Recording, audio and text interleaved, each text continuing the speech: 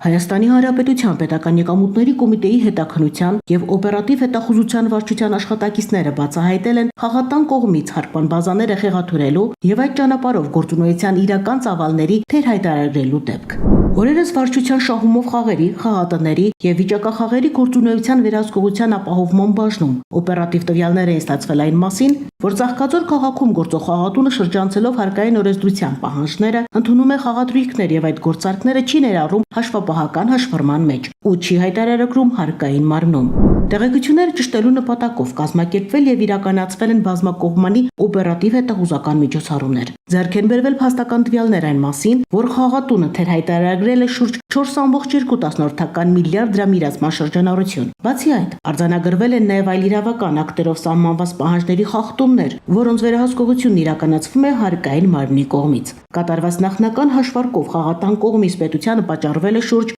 887 միլիոն դրամի վնաս։